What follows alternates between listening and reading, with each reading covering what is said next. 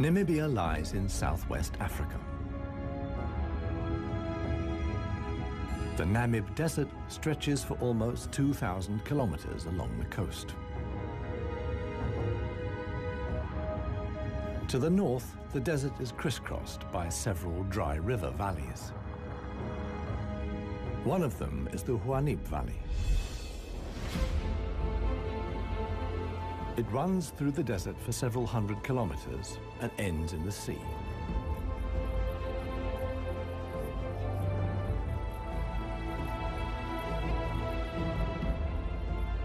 Water flows here once, at most twice a year. Only deep-rooted plants like anna trees can survive here. Only here, within the valley, can mammals exist in the long term. It is the home of the desert elephants.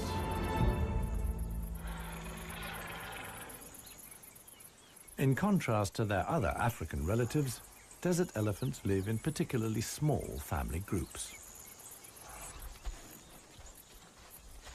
They are so rare and their way of life is so special that they're under the constant supervision of scientists who've also given the elephants names.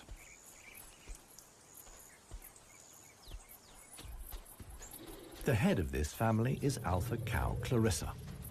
The animals don't leave her side for a moment. Only Clarissa knows how to survive in this extreme environment. The shoots of the anna tree are now ripe.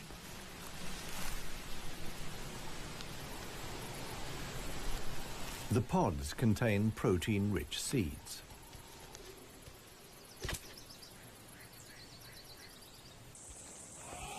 Clarissa has known every one of these trees since her childhood.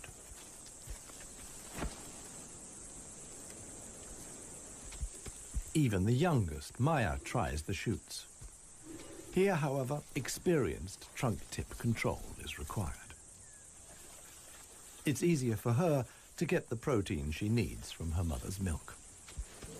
Desert elephants only have half the number of calves as other elephants. The male animals stay with their mother's family until they reach sexual maturity.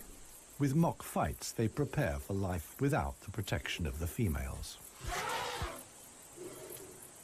Adult bull elephants are loners or travel in small groups.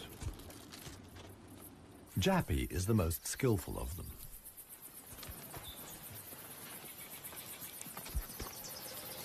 His younger brother watches enviously as Jappy brings down apparently unreachable branches from the tree.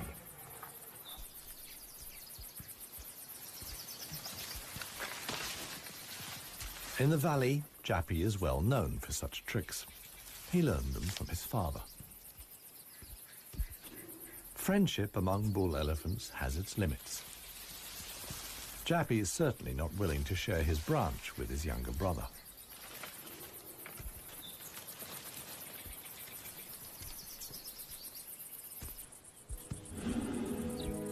Their father, One Tusk, is now nearly 60 years old.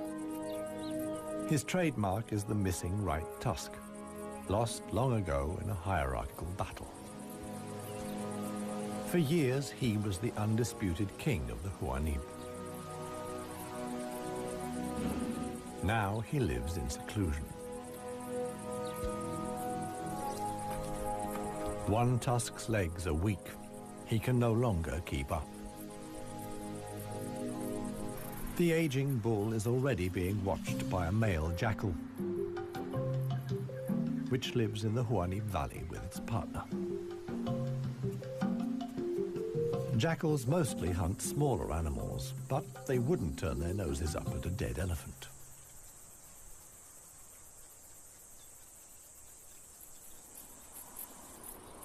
In a side valley, Clarissa has discovered a further source of food. There's a wide selection of bushes, grasses, and herbs.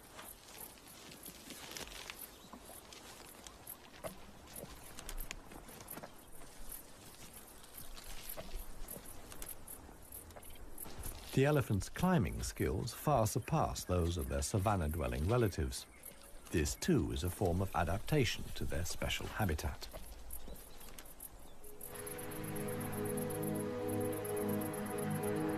Old One Tusk has at last reached one of the anna trees in the Huanib Valley.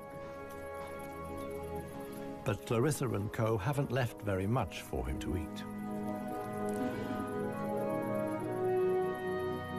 He desperately searches for something edible in the remnants. In vain.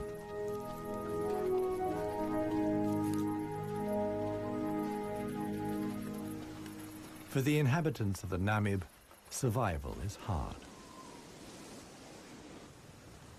They're used to going for long periods without water. Many get liquid from their food or know secret sources of water. Regardless of size, every green leaf contains a minimum of liquid worth harvesting.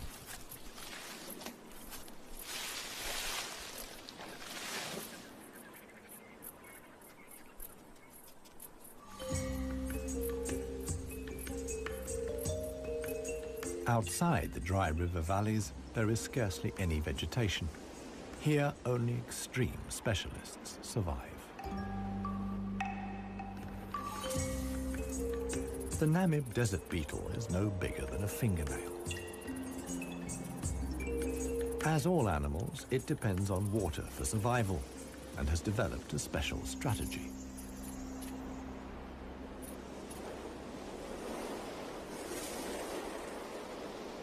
Even the tiniest traces of dampness in the air condense on its carapace. In time, a drop forms, which then flows directly into the beetle's mouth. This way of life limits the distribution of desert beetles to those parts of the desert that see fog. But where does the fog come from? The Namib is one of the few deserts in the world that stretch to the sea. The cold Benguela current from the Antarctic cools the seawater to a temperature of 12 degrees Celsius. When the water reaches land, it evaporates in the warm desert air. Around 200 days a year, the desert is wreathed in mist, which sometimes extends hundreds of kilometers inland into the dry river valleys.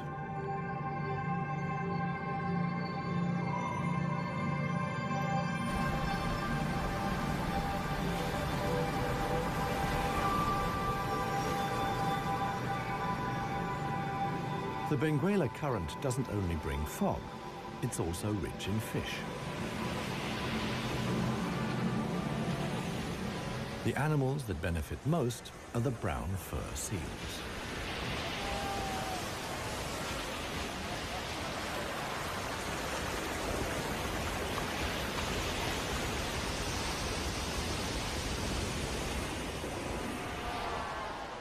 Their colonies are often home to 100,000 animals.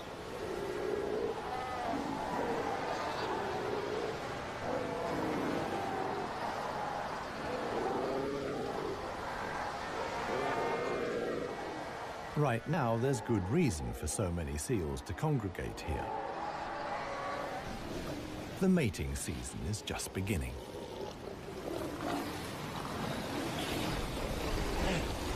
Everywhere, bulls are fighting for the right to mate.